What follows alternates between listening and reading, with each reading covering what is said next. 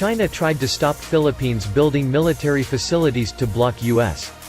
China's deployment of a large fleet of vessels to the Philippines held Thitu Island in the South China Sea is aimed at blocking the country's construction of military facilities on the disputed island in the Spratly Chain because it is concerned that the United States will be able to use such facilities, diplomatic observers said. The two countries have been involved in a diplomatic standoff over an increased presence of about 275 Chinese vessels near Thitu Island from January to March. The flare-up coincided with the two-week U.S.-Philippines annual Balikatan exercise, which is taking place until Friday. The U.S. sent an amphibious assault ship, the USS Wasp, capable of carrying fighter jets such as the F-35B, to join the drills for the first time. They were held near the disputed Scarborough Shoal, seized by China from the Philippines in 2012. In December, the Philippine government announced that a new beaching ramp on Thitu was under construction and that it had plans for military barracks and runway repairs. Xu Liping, a director for Southeast Asia Studies at the Chinese Academy of Social Sciences in Beijing, agreed with the suggestion that the U.S. military could use those facilities after the repairs and upgrades. U.S. warships could sail near the island and fighter jets could land or take off from the runway, directly threatening the safety of China's island reef outposts in the Spratly Islands, Xu said. He said that China's decision to send vessels near the island was a mild warning that the Philippines' heavy construction of infrastructure is a challenge to Beijing's wish to maintain the island's status quo. Thitu, or Pagasa, as it is called in the Philippines, is the largest of the 9 features occupied by the Philippines and is home to about 100 civilians along with a small military garrison. It also claimed by Taiwan and Vietnam. Zhang Mingliang, an associate professor specializing in South China Sea studies at Jinan University in Guangzhou, said the Philippines was changing the status quo of the island by pushing new military construction. He said Chinese vessels' presence was a posture of warning over the new construction, despite not actually blocking access for the Philippines to bring in construction equipment.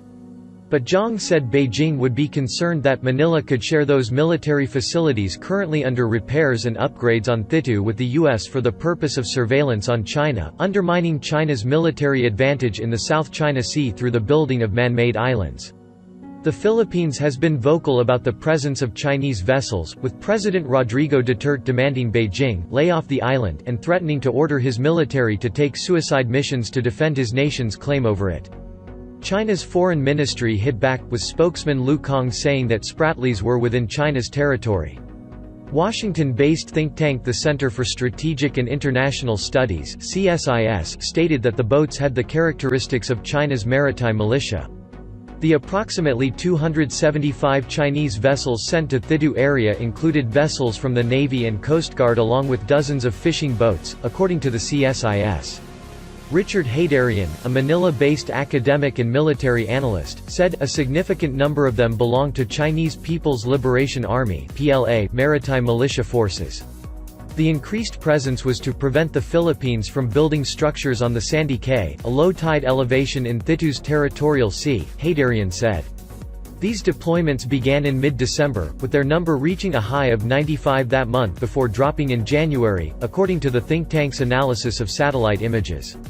This is not really helpful to President Duterte because he is trying very hard to sell his rapprochement to China to the Philippines people, including to the Philippines military, which remains very skeptical of China. Haydarian said. Relations between China and the Philippines have deteriorated, with Duterte's predecessor Benigno Aquino taking the South China Sea disputes to an international tribunal that in 2016 ruled in favor of the Philippines. Beijing said it would ignore the ruling. A Chinese think tank, speaking on condition of anonymity, suggested that China and the Philippines could discuss a fishing agreement for Thitu to ease tensions between the countries. Zhu Feng, a professor specializing in U.S. studies at Nanjing University, said one of the causes of recent tensions over Thitu was that Beijing had not yet allowed Philippine fishing boats access to Scarborough Shoal. The massive presence of about 275 Chinese vessels also makes Manila worry about a recurrence of the Scarborough Shoal standoff, Zhu said. It shows that disputes over territorial claims and economic rights in the South China Sea still have no solution. But Haydarian said such an offer was unlikely to be accepted by the Philippines, with China still demanding the right to regulate fishing activities, which would be unacceptable to the Philippines because it claims Scarborough Shoal as its territory.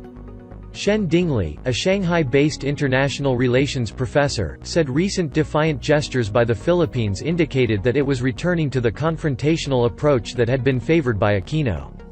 But Shen said the two sides could manage the tensions themselves through non-confrontational consultation. No conflict between China and the Philippines leaves the U.S. no room to get involved, he said.